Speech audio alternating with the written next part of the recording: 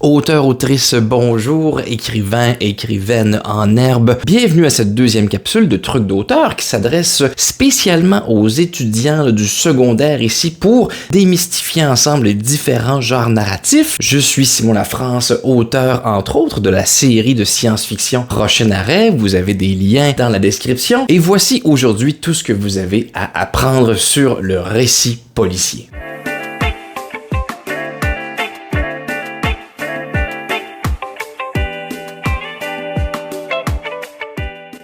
Le récit policier, un genre très excitant, mais qui, pour ceux qui sont moins habiles, moins à l'aise avec l'écriture et tout ce que ça implique, peut parfois paraître intimidant. Parce que le genre, le récit policier, se veut un récit qui est beaucoup plus codé que le récit d'aventure. Donc, on resserre un peu l'étau créatif autour d'une structure précise. Sommes-nous toutefois obligés de suivre les règles? Risquez-vous même de perdre des points en commettant le crime d'être créatif et en allant au-delà, n'est-ce pas, des contraintes que vous présente votre professeur? Eh bien, découvrons-le ensemble en regardant ce que sont les codes du récit policier. Si d'un côté, le récit d'aventure, qu'on pourrait qualifier d'histoire à grand déploiement, il nous présente un personnage qui est souvent un héros, un enfant prodige, forcé par une prophétie à quitter son petit confort quotidien pour aller vraiment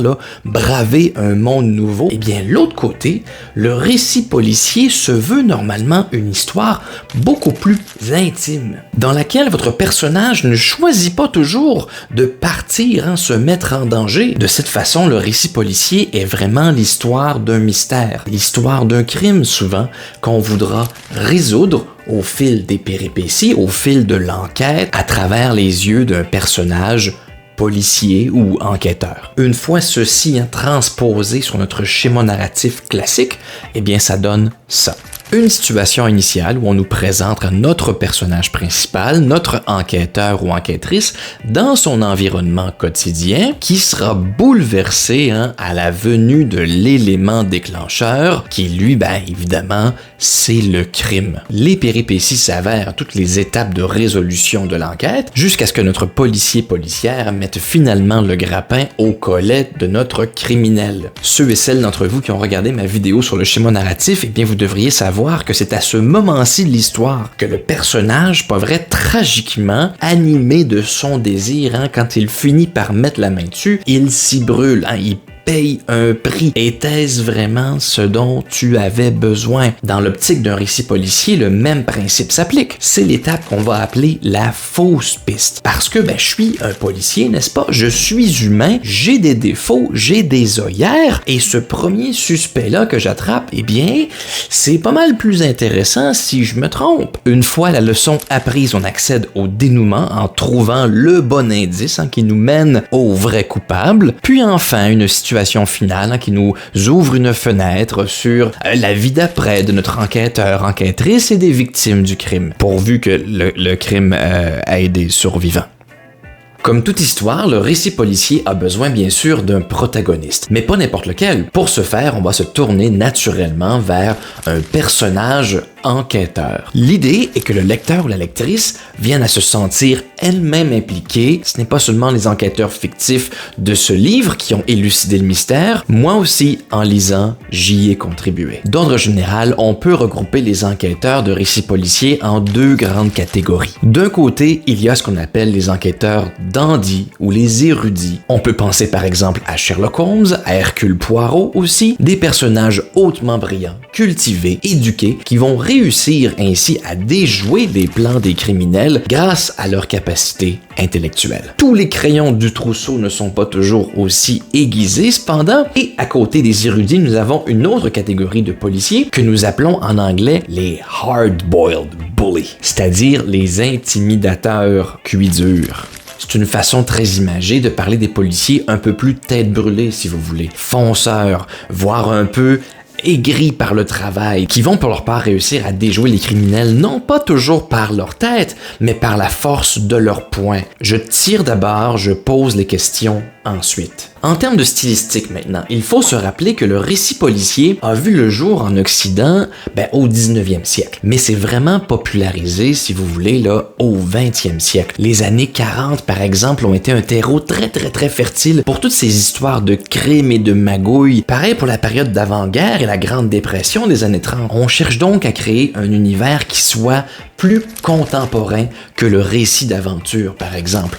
On veut une description succincte, qui se concentre sur la laideur du monde, la laideur des gens, leur part de noirceur à l'intérieur. Le tout aussi motivé à l'époque, c'est important de le mentionner, par une importante exode rurale. Les gens quittaient la campagne pour aller s'installer en ville et de se retrouver comme ça, entassés comme des sardines avec plein d'étrangers, ça générait énormément de peur et d'inquiétude parmi les citoyens. Et en ce sens, d'employer le temps présent pour l'écriture, va aider les lecteurs à vraiment s'immerger dans un monde qui leur semble peut-être dangereux, un monde dans lequel on ne sait pas ce qui va se produire ensuite, exactement comme le narrateur, si on écrit au présent. Voilà, c'est un peu ce qui englobe les bases du récit policier. Si vous suivez ces conseils, je vous le garantis, il n'y a pas une production écrite qui sera à votre épreuve. Mais si je peux me permettre un commentaire personnel, les récits policiers que j'ai appréciés le plus dans ma vie sont ceux, en fait, qui brisaient ces règles établies, en nous transportant dans un contexte complètement détaché de notre monde contemporain. C'est intéressant, ça, de savoir qu'on peut jumeler le récit policier avec à peu près tous les genres littéraires existants, comme le récit historique, par exemple, ou la science-fiction, la fantaisie aussi. Saviez-vous donc que les 7 tomes d'Harry Potter, dans lesquels on suit un jeune sorcier apprenti, sont construits selon la structure d'enquête d'un récit policier? Qui a laissé le troll entrer dans la cafétéria? Qui a laissé s'échapper un gros serpent dans la plomberie de l'école? Et la beauté de tout ça, c'est que les personnages de ces livres-là ne sont pas toujours des policiers formés, entraînés. Tu peux écrire un récit policier où le crime, c'est un vol de gomme ballon. Et tes enquêteurs, ce sont 2 enfants qui essayent autant comme autant de s'en sortir avec les moyens qu'ils ont. C'est ce que je vous encourage à faire si, comme moi, l'aspect légal d'une enquête policière vous intéresse un petit peu moins. C'est tout pour moi, j'espère que ces petits trucs vont vous aider à traverser les prochaines évaluations à l'école. La prochaine capsule portera donc sur le conte merveilleux qu'on voit en secondaire 3. Alors n'hésitez pas à suivre, commenter, aimer. On se retrouve pour un prochain truc d'auteur. Bonne écriture.